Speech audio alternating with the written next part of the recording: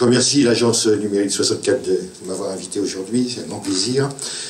Je pense que vous avez choisi la date pour que ça tombe le jour où le projet de loi d'orientation et de programmation soit déposé au Conseil des ministres. Donc c'est un parcours assez complexe qui avait commencé pendant l'été avec la réunion de la concertation pour la refondation de l'école. Suite à cette concertation, un premier texte a été écrit, a été présenté à de nombreux conseils, Conseil supérieur de l'éducation. Il est passé au Conseil économique, social et environnemental il y a 2 semaines, au Conseil d'État la semaine dernière, et aujourd'hui il est donc présenté au Conseil des ministres. Il sera étudié par les assemblées dès le milieu du mois de mars. Et dans ce projet de loi, je vais maintenant préciser, il y a une partie importante sur le numérique. Je crois que c'est une première et c'est important de le souligner. Le numérique fait son entrée en force dans le projet de loi. Alors, la loi ne fait pas tout, ce sont les grands principes, mais ça mérite de s'y arrêter un tout petit peu, de voir les grandes directions qui sont données, et puis après concrètement de voir comment ça prendra corps dans les mois qui viennent, et relativement rapidement.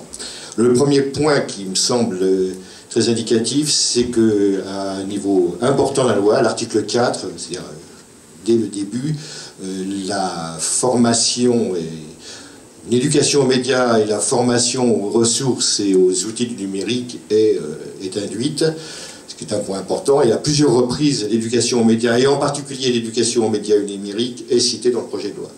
Ça, c'est la première fois qu'il y a une entrée en force de l'éducation aux médias, c'est une chose importante, et qui est reconnue aussi l'importance d'une formation des élèves aux outils et ressources numériques. On précisera par la suite ce qui est entendu dans ces mots, sachant qu'un projet de loi, il y a peu de choses dans la loi, ce sont des principes.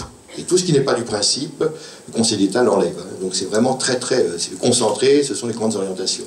Ce qu'on nous reproche des fois en disant, vous parlez d'éducation média, vous ne parlez pas d'histoire-géographie, ce sont des principes de base. Évidemment, la géographie est citée, mais dans le socle commun, etc. Sur les questions, deuxième point important, la création des écoles supérieures du professorat et de l'éducation, et la citation aussi du numérique dans la formation des enseignants. Je pense que c'est aussi là un signe fort, il est cité, et c'est un point sur lequel je reviendrai par la suite.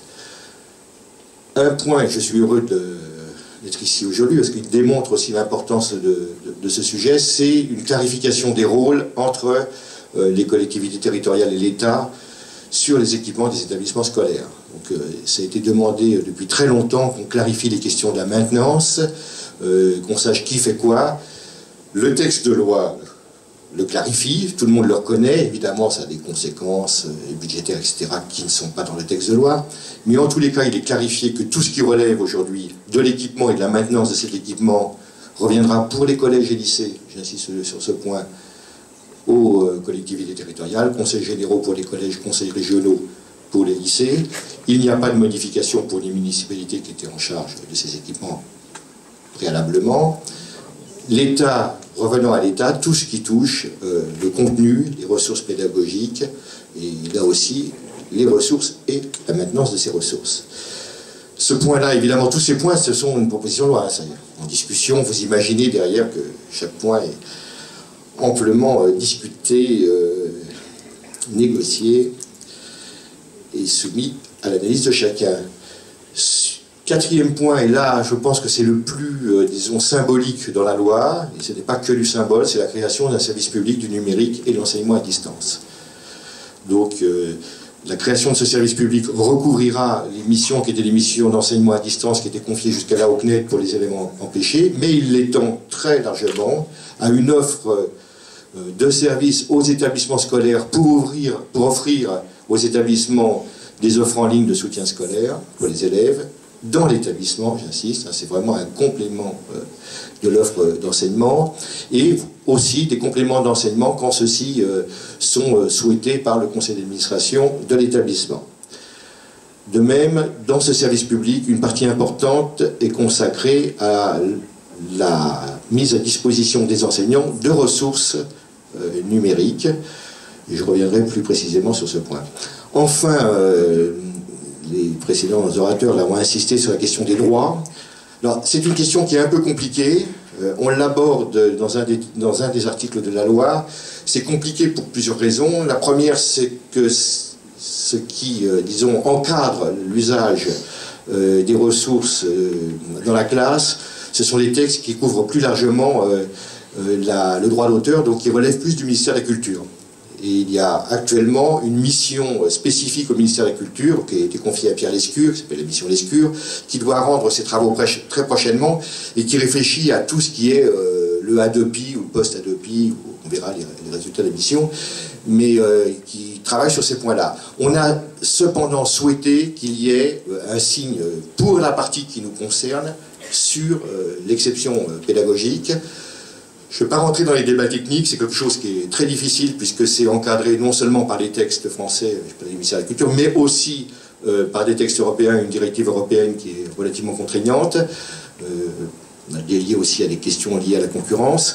En tous les cas, sur cet aspect-là, sur la question des droits, il y a deux modifications qui peuvent paraître comme ça, disons-le, marginales, mais qui sont quand même des signes forts. La première, c'est tout ce qui touche les œuvres de l'écrit numérique, c'est-à-dire que beaucoup d'enseignants nous disaient c'est totalement aberrant, on a le droit de prendre un extrait de livre, de le numériser et de le mettre dans un cours, ça c'était autorisé précédemment, et quand le livre était sous forme numérique, on n'avait pas le droit de le faire. Donc on a demandé à harmoniser les choses, c'est d'après moi le moindre mal, beaucoup de débats autour de ce sujet-là, et on a demandé à ce que les sujets de concours et d'examen soient diffusables, ce qui n'était pas le cas jusqu'à là, puisque beaucoup de ces sujets de concours et d'examen contiennent des parties sous droit, donc on avait le droit de distribuer le jour de l'examen, mais on n'avait pas le droit ensuite de les diffuser, bon, ce qui est comme ça, donc c'est un des textes qui sera aussi étudié par le Parlement. Je ne dis pas que tous ces textes-là passeront, mais en tous les cas, ils ont été proposés aujourd'hui.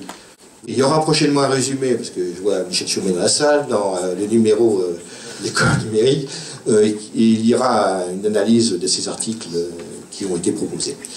Donc, une chose est la loi. Maintenant, cette loi et ces propositions de loi vont être discutées. Il y aura beaucoup de, on le sent, beaucoup de discussions évidemment avec tous ceux qui sont impliqués dans ces articles, éditeurs, évidemment, associations, les questions, évidemment, les enseignants en premier lieu, et puis aussi les collectivités territoriales. Bon, il y a tout les débats sont ouverts et c'est ça la richesse actuellement de ce projet de loi. Concrètement, qu'est-ce qui doit se passer maintenant? Une loi est une loi. Maintenant, nous voulons que la stratégie, c'est ce qu'a annoncé le ministre le 13 décembre, que celle-ci se traduise rapidement par une stratégie globale, c'est-à-dire qui englobe tous les acteurs concernés, l'enseignant en premier chef, les parents qu'on consulte assez rarement sur ces sujets-là, les collectivités territoriales qui sont quand même fondamentales dans le processus d'équipement des établissements scolaires, les chercheurs aussi qui sont peu représentés, les associations qui sont ici fortement représentées aussi. On est les éditeurs scolaires. Nous sommes actuellement dans un dossier, et c'est un des rares dossiers qui traite de l'école, où tous ces acteurs sont directement impliqués. Donc on souhaite qu'il y ait des instances de gouvernance qui soient mises en œuvre pour, disons, pouvoir gouverner la mise en œuvre de la loi. On souhaite que très rapidement un certain nombre de services concrets soient mis en œuvre. Et on va les voir, on a demandé aux opérateurs du service public, au CNED et au CNDP, très rapidement de mettre en place les orientations de la loi dans des services pour les élèves, pour les professeurs et pour les parents. Donc l'année 2013 verra régulièrement la mise en route et la mise en ligne d'un certain nombre de services. On a déjà très prochainement, pour ce qui concerne les sujets de concours, c'est prêt, ça doit être mis en ligne dans les jours qui viennent. Il y a un service qui sera en direction des parents sur l'apprentissage de la lecture qui va être mis en œuvre par le CNDP en ligne très rapidement, etc. Mobilisation aussi des autres acteurs du gouvernement. Nous remobilisons, tout à l'heure certains autour de la table ont parlé des investissements d'avenir. Nous avons demandé que soit remobilisé un financement de 15 millions d'euros pour le développement et la recherche dans les ressources numériques en direction de l'enseignement primaire. Nous avons, et ça a été annoncé dans le Conseil des ministres il y a 2 semaines, mobilisé les fonds européens pour soutenir les collectivités territoriales dans leur acquisition de matériel en direction des écoles. Un point faible actuellement, c'est évidemment l'école primaire.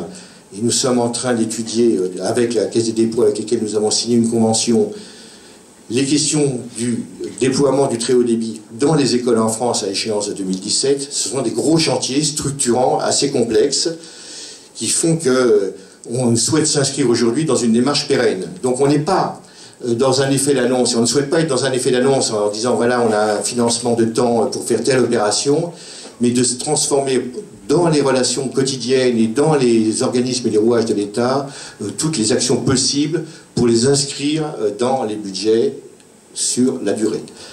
C'est notre travail, évidemment, lourd travail auquel vous êtes et nous sommes tous impliqués.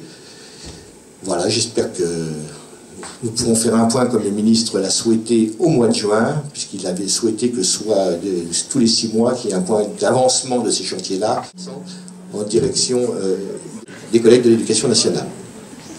Je suis à votre disposition.